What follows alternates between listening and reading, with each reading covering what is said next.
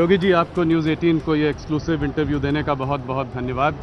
आज हम महाकुंभ के इलाके में हैं। चारों तरफ हम लोगों ने देखा कि क्या आयोजन है, भव्य, अलौकिक, एकदम आलीशान। थोड़ा आपके उससे जानना चाहेंगे कि इसको कैसे आप लोगों ने क्या काम, इस पे क्या लगा इतना बड़ा आयोजन करने में, और कुंभ के लिए आपका क्या मैसेज है दुनिया को? राहुल जी, मैं सबसे पहले न्यूज़ 18 की टीम का और आपका महाकुंभ क्षेत्र में हृदय से स्वागत करता हूं। जो कुछ भी आपको देखने को मिल रहा है पूरे प्रयागराज क्षेत्र में और इस महाकुंभ नगर में आदरणीय प्रधानमंत्री जी के विजन का ये मूर्त रूप है। भारत की विरासत को उसका सम्मान मिलना चाहिए और एक सरकार का क्या दायित्व होना चाहिए उस आस्था को सम्मान देने के लिए, उसी का एक प्रतिफल है कि दिव्य और भव्य कुंभ इस रूप में आयोजित हो रहा है। हजारों वर्षों की विरासत को आज की पीढ़ी जान पा रही है और जो पीढ़ी काफी उम्रदराज हो चुकी है उस पीढ़ी को भारत की इस पुरातन गौरव को अपनी अगली पीढ़ी को देने में भी गौरव की अनुभूति होगी कि हमारी विरासत अब सुरक्षित है और इसी भव्य और दिव्य रूप में आगे बढ़ेगी। यह दृश्य सनातन धर्म का वह दिव्य और भव्य स्वरूप है जिसका आज आप यहाँ अवलोकन कर रहे हैं, जिसके लिए हमारा सनातन धर्म जाना जाता था। भारत की ऋषि परंपरा ने कुंभ का आयोजन इसी भव्य और दिव्य तरीके से भारत की आध्यात्मिक और सांस्कृतिक विरासत को आगे बढ़ाने के लिए इस प्रकार के आयोजनों का शुभारंभ किया था। और ये तो प्रयागराज की धरती है। मां गंगा, यमुना और सरस्वती की इस त्रिवेणी में कोटि कोटि श्रद्धालु आकर के पूज्य संतों के सानिध्य में स्नान करके पुण्य का भागीदार बनता है। मैं पहले भी कुंभ में आ चुका हूं। 2019 में आपने भव्य अर्ध कुंभ का आयोजन किया था, उसमें भी आया था। मगर जिस प्रकार की भीड़ मैं इस बार देख रहा हूं, इस तरह की भीड़ पहले मौनी अमावस्या के स्नान में होती थी। आजकल लगभग रोज इस तरह की भीड़ दिख रही है। देखिए, ये जो आयोजन है जी, ये भारत की एकता का एक संदेश देने वाला एक समागम है। और ये सही बात कहा आपने कि मौनी अमावस्या जो मुख्य स्नान होता है कुंभ का, मौनी अमावस्या को इस प्रकार की भीड़ दिखती थी, लेकिन अब इस प्रकार की भीड़ हर दिन नजर आ रही है। यानी पिछली बार 2019 में मौनी अमावस्या के दिन 4 करोड़ श्रद्धालुओं ने संगम में स्नान किया था और इस बार मकर संक्रांति के दिन ही 4 करोड़ श्रद्धालु संगम में स्नान किए थे। तो इस बार अब तक पिछले 10 दिन के अंदर 10 करोड़ से अधिक श्रद्धालु संगम में स्नान कर चुके हैं और आज 2 करोड़ से अधिक श्रद्धालु इस महाकुंभ क्षेत्र में यहां पर आ चुका है। सुबह से ही संगम में पवित्र स्नान में भागीदार बन रहा है और ये अनवरत सिलसिला 3 फरवरी तक चलता रहेगा। मेरा अनुमान है कि मौनी अमावस्या के दिन इस बार 19 से 3 से 5 गुने तक भीड़ होगी। 3 से 5 गुना। और कुल कितने लोग आपको लगता है कि यहाँ पे मेरा आएंगे? अनुमान है कि महाकुंभ क्षेत्र में 45 दिनों के इस पूरे आयोजन में दुनिया की तीसरी बड़ी आबादी के बराबर लोग यहां पर रहेंगे। यानी भारत और चीन के बाद जो सबसे बड़ी आबादी होगी इस अस्थायी शहर में होगी।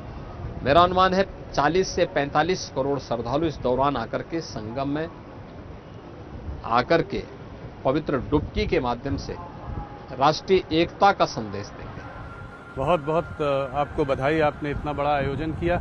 आपने डुबकी कहाँ लगाई थी उस दिन कैबिनेट के साथ? देखिए राहुल जी, ये सामने ही ये हम हैं यहाँ पे यमुना जी पे, इस सामने गंगा जी आ रही है और इस सामने दोनों का संगम हो रहा है। और अदृश्य मां सरस्वती के बारे में भी मान्यता है कि तीनों का मिलन इसी स्थल पर होता है और यहीं पर संगम में ये लाखों श्रद्धालु जो स्नान कर रहे हैं इसी संगम में स्नान कर रहे हैं। आपका एक बड़ा अलग दृश्य हम लोगों को देखने के लिए मिला। एक आपको बड़ा हंसते खेलते एक दूसरे के ऊपर पानी डालते हुए आप चौवन आपकी पूरी कैबिनेट ने आपके संग डुबकी लगाई, क्या आपको बचपन सा याद नहीं आ गया? देखिए, एक अद्भुत क्षण होता है ये, इसको शब्दों में नहीं व्यक्त किया जा सकता है।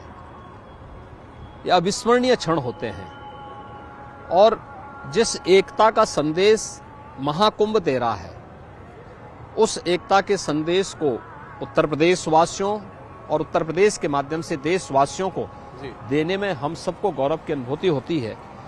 हम यहाँ पे जहाँ पे खड़े हैं, ये सामने ये पूरा क्षेत्र संगम का क्षेत्र है और सामने ये किला है जी। किले में अक्षय वट भी मौजूद है, सामने दिखाई दे रहा है। और अक्षय वट कॉरिडोर पहली बार बना है, जहां पे प्रतिदिन लाखों श्रद्धालु जाकर के दर्शन कर रहा है। इसी किले के अंदर मां सरस्वती का कूप भी है, अदृश्य रूप से ही नहीं बल्कि दृश्य रूप से सरस्वती के दर्शन वहां हो सकते हैं। और उसी में पातालपुरी कॉरिडोर भी बना हुआ है। ये 3 कॉरिडोर केवल किले के अंदर बने हैं। चौथा कॉरिडोर बड़े हनुमान जी मंदिर का बना है। फेमस लेटे हुए हनुमान जी। लेटे हुए हनुमान जी हैं। ये बड़े हनुमान जी के रूप में विख्यात हैं और उनके दर्शन वहां पर श्रद्धालु कर सकता है। मेरा ये सौभाग्य है कि मैं इस बार आपको प्रयागराज में इंटरव्यू कर रहा हूँ। मैं यहाँ पला बढ़ा हूँ। तो मोदी जी आए बनारस में, काशी विश्वनाथ कॉरिडोर बना, काशी जो है एक विश्व मैप में आया। वैसे ही अयोध्या में पिछली बार आपने राम मंदिर का निर्माण हुआ, जनवरी 22 को प्राण प्रतिष्ठा हुई।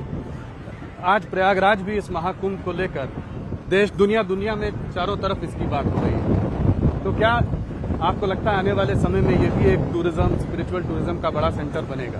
देखिए, भारत की इस ताकत को दुर्भाग्य से पूर्व की सरकारों ने नहीं समझा था। भारत की इस विरासत जो स्पिरिचुअल टूरिज्म में भारत के अंदर मौजूद था, जो पोटेंशियल था जी। इसको देखा है प्रधानमंत्री मोदी जी ने और इसीलिए मोदी जी के नेतृत्व में काशी में काशी विश्वनाथ धाम, 2019 का प्रयागराज कुंभ, अयोध्या में श्री राम जन्मभूमि पर मर्यादा पुरुषोत्तम प्रभु श्री राम के भव्य और दिव्य मंदिर के निर्माण का कार्य, एक नई अयोध्या के दर्शन अयोध्या में होते हैं। विंध्यवासिनी धाम में मां विंध्यवासिनी का भव्य और दिव्य धाम और कॉरिडोर का निर्माण, उत्तराखंड में केदारपुरी में केदारनाथ धाम,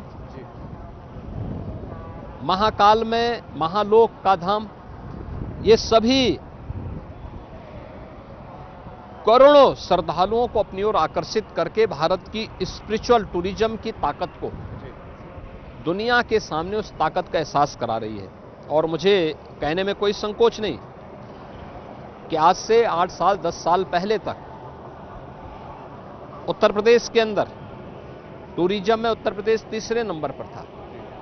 आज उत्तर प्रदेश नंबर 1 पर है अपनी इसी स्पिरिचुअल ताकत के बल पे। और इससे न केवल यहाँ पे लोगों को नए अवसर मिले हैं बल्कि आर्थिक उन्नयन में भी इसकी बड़ी भूमिका है। यहाँ की इकोनॉमी को भी इसने एक नई ताकत दी है। मैंने सुना है कि 7,500 करोड़ रुपए जो है लगे ये सब भव्य आयोजन करने में। यहाँ पे इस एरिया में इकोनॉमिक एक्टिविटी कितनी बढ़ी है सिर्फ इन दिनों में, इन 40-45? देखिए, मैं जो 7,500 करोड़ रुपए खर्च हुए हैं वो केवल आयोजन में ही नहीं बल्कि प्रयागराज सिटी को जोड़ने वाले जो कनेक्टिंग मार्ग्स हैं, हाईवे हैं, उनमें, रेलवे स्टेशंस में, एयरपोर्ट पे और प्रयागराज सिटी के सर्वाधिक यानी एक व्यवस्थित डेवलपमेंट में रोड, ओवरब्रिज, अंडरपास, फ्लाईओवर्स, इन सब में मिलाकर के इतना खर्च हुआ है।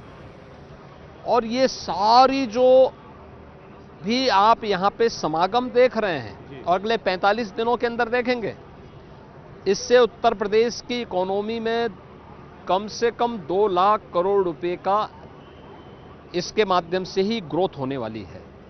तो यह एक नई इकोनॉमिक्स उत्तर प्रदेश और भारत दुनिया को देने जा रहा है कि आप जब भी अपनी ताकत को पहचानेंगे तो ग्रोथ इसी प्रकार से आगे बढ़ेगी। 2 लाख करोड़ मतलब करीब करीब 10% जीडीपी यूपी का यूपी का जो जीडीपी होगा उसका 10% योगदान अकेले महाकुंभ देने जा रहा है। बहुत बड़ी बात है ये, आपने इसका विजन हम लोगों को बताया।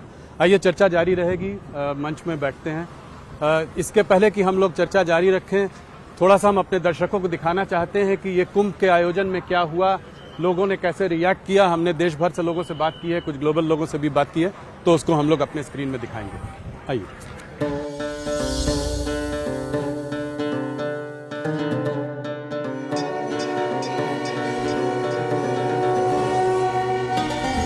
अंतरात्मा तृप्त हो गई, जो शांति मिली है, अद्भुत, अलौकिक, बहुत मजा आ रहा है। मोदी जी और जोगी ने बड़ा अच्छा काम किया है। This is a place that is filled with blessings, unlike any other on the entire planet. Ganga मैया के डुबकी लगाने में बहुत आनंद आया। हम सारे पुण्य पा गए। Bringing hundreds of millions of people together is a massive work to do.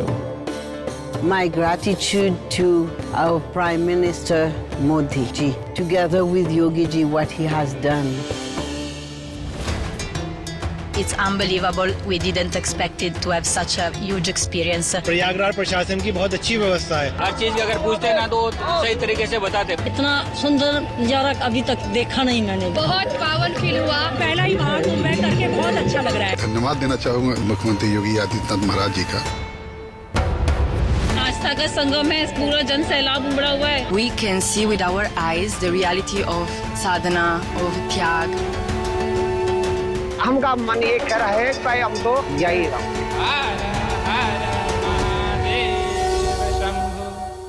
Yogi ji, हम लोग महाकुंभ के आयोजन के बारे में बात कर रहे थे। मैंने एक और अलग चीज इस बार देखी। कल मैं बंबई से आ रहा था प्रयागराज, तो फ्लाइट में करीब 90 यंग प्रेसिडेंट्स ऑर्गेनाइजेशन के लोग थे। ये उद्योगपति हैं, अपनी बीवियों बच्चों के साथ, और वो भी सब आस्था इस तरह की है, सब डुबकी लगाना चाहते हैं संगम में।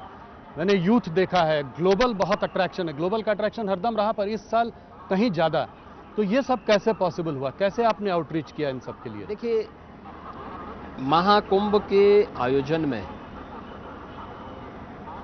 तो सबसे बड़ी बात ये है, भारत की जो यंग जनरेशन है जी, वो बहुतायत संख्या में है। कुंभ की जो अवधारणा थी, जो पिछली सरकारों ने बनाया था, वह मात्र ये बनाया था कि कुंभ का मतलब बुजुर्गों का एक आयोजन जी, और उन्होंने उसके लिए कोई सुविधा नहीं देते थे। कुंभ को गंदगी का, भगदड़ का, अव्यवस्था का एक पर्याय बना दिया था।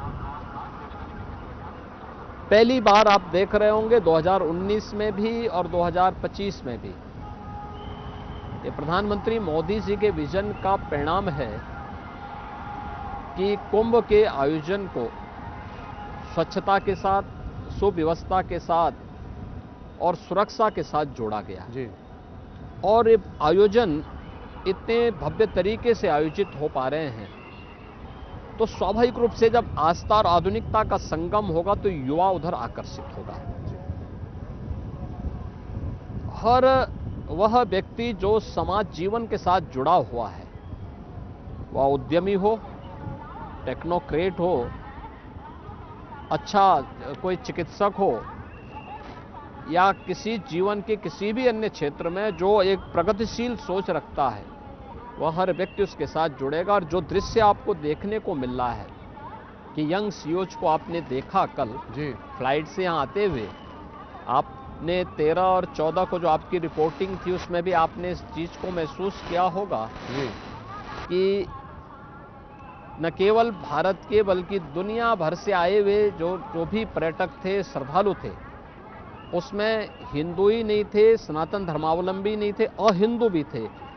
जिन लोगों ने संगम में डुबकी लगाई तो अभिभूत होकर के उन्होंने तारीफ की इन सभी चीज़ों की, कि भव्य और दिव्य रूप में आयोजन कैसे हो सकते हैं, और उसका एक दृश्य ये सब। योगी जी, आपके गुरु महंत अवैधनाथ जी राम जन्मभूमि के मूवमेंट से बहुत जुड़े हुए थे। पिछले साल जो है राम मंदिर का भव्य उद्घाटन भी हुआ। आपके लिए इस साल का कुंभ जो है इमोशनल मोमेंट रहा होगा ये सब देखते हुए? देखिए, ये मेरा सौभाग्य है कि 2024 का जनवरी माह 500 वर्षों का इंतजार समाप्त करके भव्य और दिव्य राम मंदिर के रूप में हम सबके सामने आया है। जी 500 वर्षों के बाद रामलीला अपने दिव्य धाम में विराजमान होता है और मैं एक सेवक के रूप में वहां देश और दुनिया से आने वाले श्रद्धालुओं की सेवा के लिए उपस्थित था। 2019 का कुंभ और 2025 का महाकुंभ के आयोजन का भी अवसर हमें प्राप्त हो रहा है, तो स्वाभाविक रूप से हम सौभाग्यशाली हैं। हाँ, 2013 का कुंभ भी था, उस समय मेरे पूज्य गुरुदेव भी यहाँ पे थे, आज वे इस लोक में नहीं हैं, लेकिन सूक्ष्म रूप से उनका आशीर्वाद जरूर प्राप्त हो रहा होगा। वे तमाम दिव्य विभूतियाँ जो 2013 में थीं आज नहीं हैं, लेकिन आज ये सब दृश्य देख करके वे संतुष्ट हो रहे होंगे, उनका आशीर्वाद जरूर इस पूरे आयोजन को प्राप्त हो रहा होगा। लेकिन जो ये सफलता की नई कहानी आज उत्तर प्रदेश लिख रहा है, आदरणीय प्रधानमंत्री जी के मार्गदर्शन और उनकी ही विजनरी लीडरशिप के कारण ये सब संभव हो पा रहा है। सनातन धर्म को लेकर मोदी जी की एक बहुत अलग सोच है। कैसे आप, अगर एक मैसेज आप दुनिया को सनातन धर्म के बारे में देना चाहें महाकुंभ और के माध्यम से, तो क्या कहेंगे आप? देखिए, महाकुंभ का तो एक ही संदेश है और जिसको आप देख भी रहे होंगे, न जाति न पाति, न कोई संप्रदाय, न कोई लिंग का भेद, सारे लोग एक संगम में स्नान कर पा रहे हैं। कोई भेदभाव किसी के साथ नहीं, बगल में कौन स्नान कर रहा है किसी को पता नहीं। तो महाकुंभ का तो एक संदेश, एकता से ही अखंड रहेगा ये देश। एकता से, एकता का जो संदेश है वह कुंभ का संदेश जाना चाहिए, इस महाकुंभ का संदेश जाना चाहिए।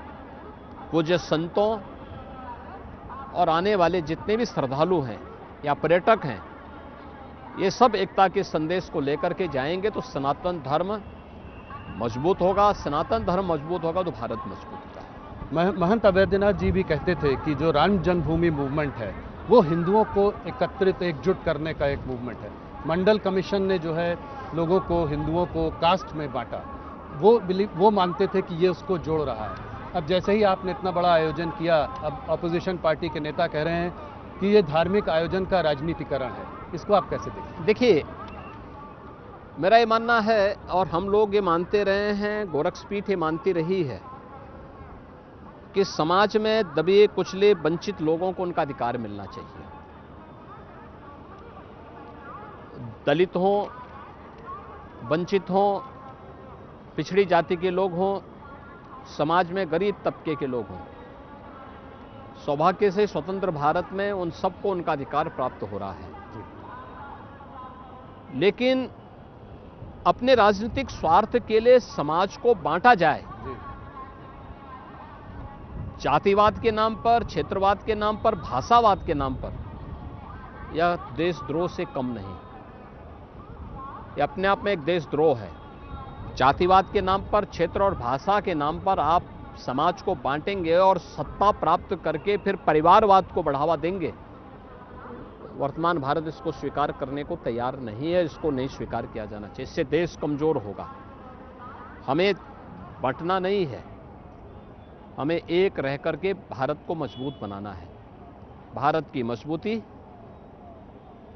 सनातन धर्म की मजबूती है, हर एक भारतवासी की मजबूती है। राहुल गांधी और अखिलेश यादव जी जैसे ऑपोजिशन के नेता कास्ट सेंसस की बात करते हैं, तो आपका क्या मत है? क्या आप कास्ट सेंसस के पक्ष में हैं या आप इसको एक खतरा मानते हैं? मेरा मानना है कि हर गरीब को, हर वंचित को, हर दलित को, हर पिछड़ी जाति के व्यक्ति को, हर गरीब को उसका अधिकार मिलना चाहिए और किसी भी संवेदनशील सरकार का ये दायित्व बनता है।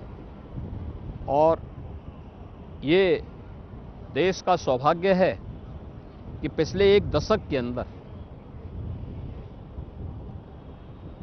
आजाद भारत में पहली बार हर दलित, हर वंचित, हर गरीब, हर पिछड़ी जाति के व्यक्ति को उसका अधिकार प्रधानमंत्री मोदी जी के नेतृत्व में मिला। 4 करोड़ गरीबों को एक आवास मिल जाना, 12 करोड़ गरीबों के घर में शौचालय बन जाना, 10 करोड़ गरीबों के घर में एलपीजी के कनेक्शन जल जाना, 4 करोड़ गरीबों के घर में बिजली के निःशुल्क कनेक्शन उपलब्ध हो जाना, 80 करोड़ लोगों को फ्री में राशन की सुविधा लगातार पिछले 5 वर्ष से प्राप्त हो रही है। यह पहली बार हुआ है। हर एक तबके के लिए उस प्रकार की योजना, 12 करोड़ किसानों को किसान सम्मान निधि का लाभ प्राप्त हो रहा है।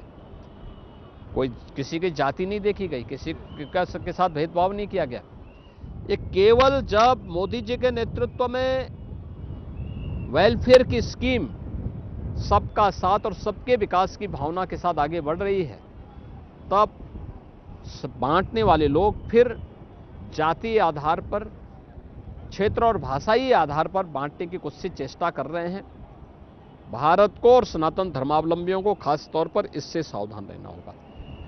योगी जी, इसके बावजूद 2024 के चुनाव में आप लोगों ने 400 पार का, एनडीए ने 400 पार का नारा दिया, मगर ऑपोजिशन ने संविधान बदलने की बात जो कही, वो कहीं ना कहीं कुछ ना कुछ हद तक थोड़ी चिपक गई। और आप यूपी में अगर लें तो उम्मीद थी कि 2019 से भी ज़्यादा आंकड़े आएंगे, मगर आप लोग 33 सीटों में सिमट गए। क्या लगता है क्या हुआ, कहाँ गलती हो गई? देखिए, इंडी गठबंधन विदेशी पैसों के बल पर उन्होंने इतना दुष्प्रचार किया है। किसी ने संविधान बदलने का दुष्प्रचार किया, किसी ने आरक्षण समाप्त करने का दुष्प्रचार किया, किसी ने कोई अन्य दुष्प्रचार किया। तमाम प्रकार का दुष्प्रचार करते करते इन लोगों ने सोशल मीडिया प्लेटफॉर्म का और डिजिटल मीडिया का भी का माध्यम बना करके इन्होंने उस समय जो कुछ भी दुष्प्रचार किया था, जनता को चुनाव के बाद उसका एहसास हो पाया। और आज आप देख रहे होंगे फिर से जनता जनार्दन उनको जवाब दे रही है। अभी हरियाणा का चुनाव हुआ था, भले ही लोकसभा चुनाव में 50% सीटें उन्होंने पाई थी, 50% बीजेपी ने पाई थी, लेकिन लोकसभा चुनाव के बाद विधानसभा के चुनाव में Bharatiya Janata party full majority के साथ वहां सरकार बनाने में सफल हुई। महाराष्ट्र के अंदर उन्होंने उस समय सफलता प्राप्त की थी, लेकिन विधानसभा चुनाव में फिर से भारतीय जनता पार्टी ने वहां फुल मेजॉरिटी के साथ सरकार, एनडीए की सरकार बनाने में सफलता प्राप्त की। उत्तर प्रदेश के अंदर 9 उपचुनाव हुए, 9 में से 7 भारतीय जनता पार्टी पाई और मात्र 2 पे इंडी गठबंधन सिमट करके रह गया है। ऐसे ही अन्य क्षेत्रों में भी इस प्रकार के परिणाम सामने आए हैं। इसलिए आज के दिन पर उनका झूठ का पर्दाफाश हो चुका है, जनता उनकी वास्तविकता समझ चुकी है और ये भी जानती है कि संविधान की प्रति लेकर के घूमने वाले लोग ये वही लोग हैं जिन्होंने बाबा साहब भीमराव अंबेडकर का अपमान किया था, जिन लोगों ने संविधान का गला घोंटने का काम किया था, अपने राजनीतिक स्वार्थ के लिए संविधान में संशोधन करते रहे, ये वही लोग हैं।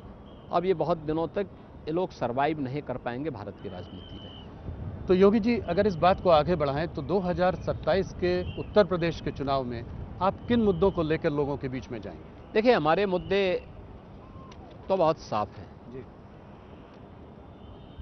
हमें विरासत और विकास को आगे बढ़ाना है, गरीब कल्याणकारी योजनाओं को लेकर के आगे बढ़ाना है, सुरक्षा का बेहतर माहौल देना है, सबका साथ और सबके विकास के भाव के साथ भारतीय जनता पार्टी और एनडीए 2027 के चुनाव में भी आगे बढ़ेगी और फुल मेजॉरिटी के साथ अपनी सरकार फिर से यूपी के अंदर बनाएगी। तो लॉ एंड ऑर्डर के मुद्दे के अलावा और कौन से मुद्दे उठाएंगे? मैंने कहा ना, विरासत भी है तो विकास भी। वेलफेयर की स्कीम भी है, हर गांव, हर गरीब, हर किसान, हर नौजवान, हर महिला, इन सभी के हितों को प्राथमिकता देते हुए सरकार अपना कार्य कर रही है। उत्तर प्रदेश में जो आपके एलाइज हैं वो कितने महत्वपूर्ण रहेंगे? मैं देख रहा था आपने प्रेस कॉन्फ्रेंस में सबको आगे बुलाया, आपने राजभर जी की बात करी। सभी लोग मंत्रिमंडल के भाग हैं, तो मंत्रिमंडल में सभी लोग मिलकर के निर्णय लेते हैं और यहाँ पे सभी लोग आए थे। तो मंत्रिमंडल के सामने जब फोटोग्राफी की बात आई तो हमने कहा भी हमारे सभी सहयोगी दलों के लीडर्स भी सामने आ जाए। तो ये माना जाए हम साथ साथ हैं, सभी लोग साथ में हैं, आगे साथ रहेंगे। आपने हरियाणा और महाराष्ट्र में एक शानदार जीत की बात करी, बहुत बड़ा कमबैक रहा और बहुत कन्विंसिंग विक्ट्री रही दोनों जगह। महाराष्ट्र में तो बहुत बड़ी जीत रही। आपने एक नारा दिया उन दिनों, बटोगे तो कटोगे। तो मैं ये जानना चाह रहा था आपसे कि ये नारा आपके कहाँ से आया, कैसे सोचा, और इसका अर्थ थोड़ा समझाएं हमको। देखिए मैं हरियाणा चुनाव के दौरान मथुरा मुझे जाने का अवसर प्राप्त हुआ था। रात्रि को मैं मथुरा में था, सुबह मुझे वहाँ पर आगरा में दुर्गादास राठौर की प्रतिमा का अनावरण करने का अवसर प्राप्त हुआ। दुर्गादास राठौर मध्यकाल में एक बहुत प्रतापी सेनापति थे, जोधपुर राजा के। तो स्वाभाविक रूप से उस समय दुर्गादास राठौर के बारे में कहा जाता है कि जब जोधपुर के राजा महाराजा जसवंत सिंह को औरंगजेब परास्त नहीं कर पाया, उन्होंने उनके साथ समझौता किया और समझौते में इस बारे में कहा कि भाई आप अफगानों पे हमला करिए, मैं पीछे से आपकी सहायता करूंगा। राजा जसवंत सिंह जी जब अफगानों पर हमला करने के लिए निकले तो इसी में धोखे से औरंगजेब ने पीछे से हमला किया और राजा जसवंत सिंह उस युद्ध में शहीद हुए। उनका पुत्र अजीत सिंह साथ में था, रानी साथ में थी। जब सेनापति दुर्गादास राठौर ने देखा कि राजा को मारने के बाद अब ये राजकुमार को मारना चाहते हैं, तो उन्होंने राजकुमार और रानी को ले जाकर के एक आश्रम में उन्हें रखा और फिर वहां से उनको दूर लेके चले गए। जब राजकुमार अजीत सिंह बड़े हुए तो उन्होंने फिर जोधपुर का राजा उन्हें बनवाया। 91 वर्ष की उम्र तक दुर्गादास राठौर जोधपुर में रहे। उसके बाद उन्होंने संन्यास लिया और उज्जैन चले गए, वहीं उन्होंने अंतिम श्वास ली। उस पूरी परंपरा के प्रति राठौर तेलीय परंपरा, तेलीय जाति से जुड़े हुए जितने भी लोग हैं, आगरा में वो मूर्ति लगाना चाहते थे, लेकिन कुछ लोग समुदायों के द्वारा विरोध किया जा रहा था। हम लोगों ने दोनों समुदायों को बुला के बात की, अंततः समझौता हुआ, फिर मूर्ति स्थापित हुई। तो उसी में मैंने कहा था कि बटोगे तो कटोगे, एक रहोगे तो नेक रहोगे। और मैं आभारी हूं आदरणीय प्रधानमंत्री जी ने एक रहोगे सेफ रहोगे के माध्यम से पूरे देश को इसके साथ जोड़ने का संदेश दिया है। और मैं मानता हूं महाकुंभ का भी यही संदेश है कि एकता से ही अखंड रहेगा देश। देश अखंड रहेगा तो देश सुरक्षित रहेगा, सनातन धर्म सुरक्षित रहेगा। सुरक्षित है तो हर जाति, हर मत, हर मजहब, हर संप्रदाय, हर पंथ भी सुरक्षित रहेगा। और सुरक्षा है तो समृद्धि अपने आप आएगी। मैं एक चीज़ आपसे समझना चाह रहा था कि आपके पहले कार्यकाल में लॉ एंड ऑर्डर एक बहुत बड़ी प्रॉब्लम आपने सॉल्व की, उसका आपको जनता ने आपको दोबारा बहुत बड़ी जीत दिलाई।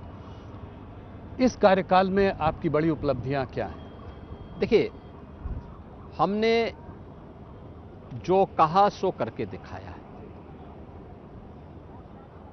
जो पहले भी कहा गया था कि मोदी है तो मुमकिन है, तो मोदी जी के नेतृत्व में, उनके मार्गदर्शन और उनके आशीर्वाद से भारतीय जनता पार्टी ने जो कहा सो करके दिखाया है।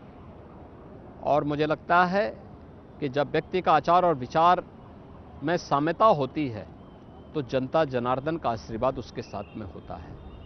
जनता को सुरक्षित माहौल चाहिए, नौजवान को रोजगार चाहिए, किसान को अपनी समृद्धि को आगे बढ़ाने के लिए अवसर चाहिए, हर बहन और बेटी को सुरक्षा चाहिए, हर व्यापारी सुरक्षित माहौल में व्यापार कर सके, उसके लिए जॉब डूइंग की व्यवस्था हो।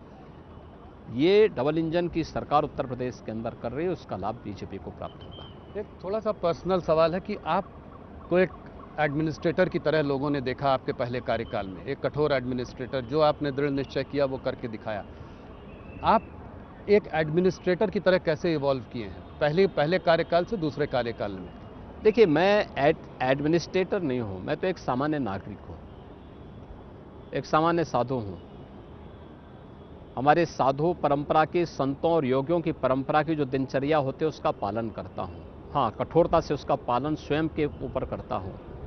तो जब मेरे ऊपर लागू होता है तो स्वाभाविक रूप से उसका लाभ उत्तर प्रदेश को प्राप्त होता है। अगर मैं स्वयं उसका लागू न करूं तो स्वाभाविक रूप से उत्तर प्रदेश इन सब से वंचित होगा, लेकिन मैं उसको कठोरता से अपने ऊपर लागू करता हूं तो उसका लाभ यूपी को प्राप्त होता है। योगी जी, आपने अभी हरियाणा और महाराष्ट्र में शानदार जीत की बात करी, अभी चुनाव है दिल्ली का, आप मैदान में उतरे हैं, आपने आते ही हिंदुत्व की बात करी, समाज को जोड़ने की फिर एक कोशिश की है। इस बार क्या लगता है, बीजेपी की सरकार 26 साल के बाद प्रयागराज में है ना जी? आप प्रयागराज में हैं? बिल्कुल। प्रयागराज में माँ गंगा, माँ यमुना और माँ सरस्वती का संगम की त्रिवेणी है जी। यहाँ की यमुना जी में और दिल्ली की यमुना जी में अंतर देखिए। यहाँ की यमुना जी में आप आचमन भी ले सकते हैं, स्नान भी कर सकते हैं। क्या दिल्ली में ये संभव है? और मैं यही कहना चाहता हूँ कि दिल्ली में आम आदमी पार्टी ने देश को धोखा दिया है, दिल्ली वासियों को धोखा दिया है, राजधानी वासियों के साथ धोखा किया है। आप देख सकते हैं वहां पर यमुना जी को गंदे नाले में बदल दिया है। उसका दुष्परिणाम दिल्ली वासी तो भुगत ही रहे हैं, हमारे मथुरा, वृंदावन, आगरा वासी भी भुगत रहे हैं। ये तो बाद में जब हम लोग आगे आते हैं, चंबल, केन, बेतवा और अन्य नदियों का पावन जल यमुना जी में मिलता है, तो इतनी दिव्य नदी आती है और फिर इसमें ट्रीटमेंट के प्लांट हम लोगों ने जगह जगह जो लगाए हैं, उसके परिणाम सामने हैं कि इतनी अविरल और निर्मल यहाँ पे गंगा जी और यमुना जी दिखाई देती है। अन्यथा इन लोगों ने जिस प्रकार की स्थिति पैदा की है, ये केवल नदी नहीं, ये तो भारतीय संस्कृति के साथ इन्होंने इसी प्रकार का धोखा किया है। यही धोखा इनका भारतीय संस्कृति के प्रति भी है। केजरीवाल जी ने पलट के कहा है कि जो है वो अपने एजुकेशन मिनिस्टर को यहाँ भेजना चाहते हैं ताकि वो योगी सरकार को कुछ टिप्स दे सके कि एजुकेशन में कैसे चेंजेस। उनका एजुकेशन मिनिस्टर यूपी में आए तो यूपी से कुछ सीख करके जाएगा। यूपी के अंदर देखना है, याद रखना, उनको याद रखना होगा, यूपी का एजुकेशन का बजट उतना है जितना पूरे दिल्ली का बजट है। उनका 78,000 करोड़ का बजट है और यूपी का 1 लाख करोड़ रुपए से अधिक का बजट केवल एजुकेशन का है। पूरे दिल्ली का टोटल बजट 78 से 80,000 करोड़ का है और यूपी का 1 लाख से 1,20,000 करोड़ का अकेले एजुकेशन का बजट है। तो यहाँ आकर के वे हमें क्या सिखाएंगे, वे यहाँ से सीख के जरूर चले जाएंगे। और मैं चाहूँगा कि जैसे मैंने संगम में माँ गंगा, यमुना और सरस्वती की इस त्रिवेणी में डुबकी लगाई है पूरी कैबिनेट के साथ, उनको भी जाना चाहिए, एक बार वो भी डुबकी लगाएं तो अच्छा रहेगा। योगी जी, केजरीवाल जी ने बहुत पहले एक फ्रीबीज की पॉलिटिक्स शुरू की थी, फ्री इलेक्ट्रिसिटी, फ्री पानी, ये सब उन्होंने दिया। तो इस बार आपको क्या लगता है, ये फ्रीबी की पॉलिटिक्स जीतेगी या आपका हिंदुत्व जीतेगा? देखिए, हिंदुत्व हमारे लिए राजनीतिक मुद्दा नहीं है। हम फ्री की सुरक्षा उपलब्ध करवा रहे हैं और ये हर नागरिक का अधिकार है। वेलफेयर की स्कीम जहां जिसको जो आवश्यकता हो तो हम उपलब्ध करवा रहे हैं। ये डबल इंजन की सरकार से उपलब्ध करवा रही है, लेकिन खैरात बांटने की प्रवृत्ति, क्योंकि ये खजाना प्रदेश की जनता का है, मेरा नहीं है, मेरा व्यक्तिगत नहीं है, मुझे कोई राइट नहीं इसको लुटाने का। जो जनता जनार्दन का अधिकार है वही उनको उपलब्ध हुआ, उनको होना ही चाहिए, वो उनको उपलब्ध करवाने का पूरा प्रयास हो रहा है। योगी जी, मेरा एक सवाल इससे थोड़ा बड़ा है, थोड़ा इससे ऊपर उठ के है, और वो ये है कि क्या आप इस रेवड़ी कल्चर, इस फ्रीबी कल्चर के बारे में चिंता करते हैं? देखिए, बहुत सारे चुनाव हुए हैं पिछले कई वर्षों में और अब सिर्फ फ्रीबीज दी जा रही हैं, और आपकी पार्टी के प्रदेशों में भी ऐसा हुआ है, जैसे कि मध्य प्रदेश हो गया, छत्तीसगढ़, मतलब कर्नाटका, हर जगह आप फ्रीबी दीजिए और जो है चुनाव, और उसका चुनाव में परिणाम पॉजिटिव आ भी रहा है। महाराष्ट्र में भी लाड़की बहना स्कीम भी आई। क्या आपको इस बात को लेकर आप चिंतित हैं? आप यूपी को $1 ट्रिलियन इकोनॉमी बनाना चाहते हैं, इस तरह की फ्रीबी कल्चर ग्रोथ को स्लो करेगा, इंफ्रास्ट्रक्चर में पैसा कम जाएगा। इस पर आपका क्या मानना? देखिए, मेरा मानना है कि हमें एक लंबी सोच के साथ काम करना होगा। परफॉर्मेंस बेस्ड इसको करना पड़ेगा। वेलफेयर की स्कीम को लागू करने में बुराई नहीं, लेकिन अगर यही चीज परफॉर्मेंस बेस्ड होगी तो लोग अपने कर्मों पर विश्वास करेंगे, और कर्मण्यता से कोई समृद्धि की शिखर पर नहीं पहुंच सकता है। याद रखना, आज दुनिया के अंदर जो संकट आया है, वह संकट के दौर में, कोरोना जैसी महामारी के दौरान भारत दुनिया के अंदर अकेली इकोनॉमी के रूप में खड़ा है। दुनिया लड़खड़ा रही है। कारण है, भारत ने कर्म की प्रधानता दी, कर्म की का संदेश दिया है। तो उस कर्मण्यशीलता को हमें बनाए रखना पड़ेगा, अन्यथा लड़खड़ाने में बहुत देर नहीं लगने वाली। तो आप कह रहे हैं कि जो भारत सरकार कर रही है, जो वेलफेयर स्कीम्स हैं, वो चालू रहेंगी, और वो रेवड़ी कल्चर नहीं है, वो फ्रीबीज। मैं क्या करूँ, देखिए, वो वेलफेयर की स्कीम है जी, जिसमें व्यक्ति के परफॉर्म के हिसाब से उसको बांटा गया, परफॉर्मेंस बेस्ड है वो। और मुझे लगता है वो होगा तो सबका हित होगा, पब्लिक का भी हित होगा, देश का भी हित होगा। संभल पर एक सवाल मैं थोड़ा अलग तरीके से पूछना चाह रहा हूँ। इधर मोहन भागवत जी ने कहा कि हर मस्जिद के नीचे हमें मंदिर नहीं खोजना चाहिए। संभल के परिप्रेक्ष्य में आप इसको कैसे देखते हैं? देखिए, संभल से मतलब नहीं था, तो देखिए आपने देखा होगा उसके बाद ऑर्गेनाइजर ने भी और पांचजन्य ने भी इस बात को बहुत स्पष्ट से कहा था कि सोमनाथ से संभल तक इस सत्य को खोजने की एक यात्रा है।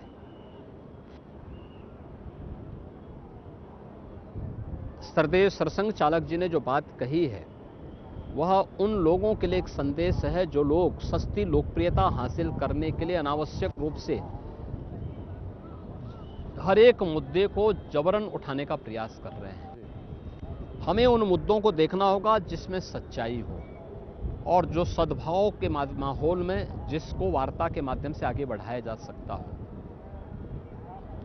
अनावश्यक रूप से हर एक मामले में विवाद की स्थिति खड़ा करना आज के समय में उचित नहीं, लेकिन हाँ, जो सत्य है उस सत्य से पीछे हटने की भी आवश्यकता नहीं। तो संभल में, मथुरा में आपका काम चालू रहेगा, मंदिर वहाँ? मैं क्या करूँ ना, संभल में सच सामने आना चाहिए जी, मथुरा और काशी का सच भी सबके सामने आना चाहिए। ऑपोजिशन बार बार एक बात ये जरूर कहता है कि योगी जी जो है हरदम मुसलमानों को टारगेट करते हैं। ये पहले हम लोग इस पर वार्तालाप कर चुके हैं, मगर पहले आजम खान थे तो अब बर्क फैमिली है। पहले बकरी चोर के केस दर्ज होते थे, अब बिजली के चोरी के केस दर्ज होते हैं। इसको क्या जवाब है आपका? देखिए, हम किसी को टारगेट नहीं करते जी, और उसकी आवश्यकता भी नहीं है, लेकिन जो लोग समाज के सौहार्द को बिगाड़ना अपना जन्मसिद्ध अधिकार समझते हैं, अराजकता फैलाना अपना अधिकार मानते हैं, उनको कानून के दायरे में लाना ये सरकार का नैतिक दायित्व भी है, और अपना उस कर्तव्य का पालन सरकार कर रही है। भारत में लाखों बांग्लादेशी आज यहाँ पे हैं। ये मुद्दा आपने जो है अपने दिल्ली के उसमें भी उठाया है, उसकी वजह से दंगे हो रहे हैं। तो इस आधार कार्ड बनाकर उनको यहाँ के वेलफेयर स्कीम्स का भी फायदा मिल रहा है, तो इसका समस्या का समाधान क्या देखते हैं? देखिए, जो चीज सुरक्षा के लिए थ्रेट हो, रिलीजियस डेमोग्राफी को चेंज करने वाला हो, और ये जानते हुए कि यही कारण देश के विभाजन का कारण बना था जी, हमें उससे समय रहते सतर्क और सावधान होना होगा। दिल्ली का उदाहरण आपके सामने है। दिल्ली में ओखला औद्योगिक नगरी है। पिछले 10 वर्ष में कोई उद्योग नहीं लगा पाई दिल्ली की आम आदमी पार्टी की सरकार। न्यू ओखला के रूप में नोएडा है, देश का सबसे बड़ा इन्वेस्टमेंट का डेस्टिनेशन बना हुआ है। उन्होंने निवेश किया बांग्लादेशी घुसपैठियों और रोहिंग्या को बसाकर। हमने निवेश किया औद्योगिक इकाइयों को ला करके, मॉडर्न एज टेक्नोलॉजी को वहां पे ला करके। डाटा सेंटर बन रहे हैं, रोबोटिक के सेंटर बन रहे हैं, और भी एआई के नए सेंटर वहां पे स्थापित हो रहे हैं। लाखों नौजवानों को रोजगार के अवसर वहां से प्राप्त हो रहे हैं। ये दोनों में यही अंतर है। यूपी और दिल्ली में उत्तर प्रदेश की भारतीय जनता पार्टी की डबल इंजन सरकार में और दिल्ली के अंदर आम आदमी पार्टी की सरकार में यही अंतर है। वे अपने राजनीतिक स्वार्थ के लिए बांग्लादेशी घुसपैठियों को वोटर बना रहे हैं, निवेश को हतोत्साहित कर रहे हैं, रोजगार नहीं उपलब्ध करा पा रहे हैं, डेवलपमेंट की योजनाओं को पूरी तरह उन्होंने ठप कर दिया है। लेकिन दूसरी तरफ उत्तर प्रदेश सरकार है कि उत्तर प्रदेश के अंदर हमने यूपी को निवेश के सबसे बड़े गंतव्य के रूप में स्थापित करने में सफलता प्राप्त की है। यूपी को देश के सबसे बड़े स्पिरिचुअल टूरिज्म के हब के रूप में स्थापित करने में सफलता प्राप्त की है। देश के अंदर सबसे अधिक रोजगार दे करके यूपी के युवाओं के हाथों को काम देने में सफलता प्राप्त की है और देश के अंदर इंफ्रास्ट्रक्चर का एक मॉडल यूपी के अंदर हम लोगों ने खड़े करने में सफलता प्राप्त की है। योगी जी, आपने वक्फ बोर्ड को माफिया बोर्ड बोला है। आपने कहा है जितनी वक्फ की जो सरकारी जमीन जो उन्होंने ली है उसकी हम एक एक इंच वापस लेंगे। कैसे हो पाएगा ये? देखिए, हो रहा है। मुझे ये बात तब कहनी पड़ी जब अयोध्या के लिए, काशी के लिए, प्रयागराज के लिए, संभल के लिए, हर एक जगह के लिए उनके दावे आने लग गए कि ये तो वक्फ की लैंड है। तो फिर मैंने पुराने राजस्व रिकॉर्ड टटोलने शुरू किए और राजस्व रिकॉर्ड टटोलने के बाद जो चीज़ें सामने आई उसका परिणाम हमारे सामने है। हम लोग देखने में सफल हुए कि इनके दावे गलत थे, इसलिए हमने कहा कि वक्फ बोर्ड को कोई माफिया बोर्ड मत बनाओ, अन्यथा यूपी का माफिया टास्क फोर्स इस पे कार्रवाई करना प्रारंभ कर देगा। हम लोगों ने यूपी वक्फ बोर्ड के नियमावली में संशोधन करके इस बात की व्यवस्था की है कि हम लोग पुराने राजस्व रिकॉर्ड निकाल करके राजस्व रिकॉर्ड में जो दर्ज होगा उसके अनुसार हम कार्रवाई करेंगे। उनके सारे दावे गलत साबित हो रहे हैं। क्या यूपी में यूनिफॉर्म सिविल कोड लागू होगा और कब तक? यूपी की कार्य पद्धति से कहीं आपको लगता है कि यूनिफॉर्म सिविल कोड नहीं है? आप कह रहे हैं कि ऑलरेडी लागू हो चुका है। ये ऑलरेडी लागू है। सुप्रीम कोर्ट की आपको पिछले आपके कार्यकाल में आपको बुलडोज़र बाबा का वो मिला। लोगों को उम्मीद थी कि जब कभी जस्टिस नहीं मिल पाती है तो इस तरीके से उनको जस्टिस मिलती है और आपको उन्होंने प्यार से बुलडोज़र बाबा बुलाया। अब सुप्रीम कोर्ट की गाइडलाइंस आई हैं नेशन वाइड जो कि लागू हैं, तो ऑपोजिशन कह रही है कि अब बुलडोज़र टेरर और जंगल राज यूपी में ख़त्म हो जाएगा। तो क्या करेंगे बुलडोज़र बाबा? यूपी में जंगल राज पिछली सरकारों में था।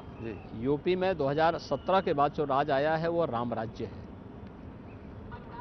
सबको सुरक्षा, सबको सम्मान, सबको कल्याणकारी योजनाओं के साथ जोड़ना, सबको उसका अधिकार उपलब्ध कराना,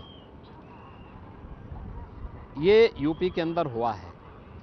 माननीय उच्चतम न्यायालय के आदेश के बाद हमारा काम आसान हुआ है और आपने सुनवाई के दौरान इस चीज़ को देखा होगा कि उत्तर प्रदेश एकमात्र राज्य था जिसने जो गाइडलाइन माननीय उच्चतम न्यायालय की उन सबको फॉलो करते हुए ही अपनी कार्रवाई को आगे बढ़ाया है। और आज भी आप देख रहे होंगे हमारी कार्रवाई अनवरत रूप से गलत तत्वों के खिलाफ पूरी प्रक्रिया का पालन करते हुए कानून के दायरे में रहकर सभी कार्यक्रम आगे बढ़ रहे हैं। योगी जी, आपने यूपी को $1 ट्रिलियन इकोनॉमी बनाने का संकल्प लिया है। कब तक ये हो पाएगा? कोई कहता है 2027 आपने बोला या 2030। एक तो ये कि कब तक होगा और 2029 की हम लोगों ने एक टाइमलाइन तय की है कि 2029 तक यूपी $1 ट्रिलियन की इकोनॉमी होगा और उसके लिए कार्य योजनाएं बनाई जा चुकी हैं, बाकायदा उसको इम्प्लीमेंट किया जा रहा है। हमने पिछले 7-8 वर्ष के दौरान 3 से 3.5 वर्ष कोविड महामारी के बावजूद अपनी इकोनॉमी के दोगुना से अधिक करने में सफलता प्राप्त की है और मेरा ये मानना है कि हम लोग 2029 में इसको अचीव कर लेंगे। योगी जी, एक समय में मायावती जी बात करती थी कि उत्तर प्रदेश बहुत बड़ा प्रदेश है, यहाँ से 80 लोकसभा के एमपी जाते हैं। डिलिमिटेशन एक्सरसाइज के बाद मान लीजिए करीब 850 अगर सीट हुई तो यूपी की करीब 150 सीटें होंगी। तो क्या आपका क्या मत है कि ये बहुत बड़ा प्रदेश है? मायावती जी इसके टुकड़े करने की बात करती थी कि चार विभाजन होना चाहिए प्रदेश का। आप इसको कैसे देखते हैं? देखिए, यूपी अपने आप में यूपी है, इसकी पोटेंशियल है ये, और मुझे लगता है यूपी को यूनाइट रह करके ही अपने लक्ष्यों को प्राप्त करना चाहिए और मुझे लगता है इसी में उसकी ताकत भी है, इसमें उसकी पहचान भी है, उसका सम्मान भी है। कुछ पर्सनल 2-4 सवाल आपसे हर बार पूछने की कोशिश करता हूँ, एक आध और। आप गढ़वाल यूनिवर्सिटी से बीएससी कर रहे थे मैथ्स में, उसके बाद आप एमएससी कर रहे थे, उसके बाद आपने अचानक से संन्यास ले लिया। ये कैसे हुआ, किसने इसको देखिए, प्रभावित पूर्व किया? जन्मों का प्रारब्ध होता है जी। ये ना मेरे बस में है ना आपके बस में है। जो विधाता ने लिख दिया वो होकर के रहेगा, और वही मेरे साथ भी हुआ है। आपके गुरु दिग्विजय नाथ जी, वो भी लोकसभा में थे, वो भी एमपी थे। आप महंत अवैधनाथ जी भी राजनीति में भी रहे। हाँ, आप तो 26 साल की उम्र में ही एमपी बने और अब आज सबसे बड़े प्रदेश के मुख्यमंत्री हैं। धर्म और राजनीति को आप कैसे देखते हैं? इसमें कोई विरोधाभास? देखिए, एक विरोधाभास, मानने के लिए मानो तो गंगा जल है, न मानो तो बहता पानी है। आप मानो तो धर्म एक जीवन पद्धति है जो सदाचार, कर्तव्य और नैतिक मूल्यों का एक प्रवाह है, जिसमें व्यक्ति और समाज का जीवन टिका हुआ है।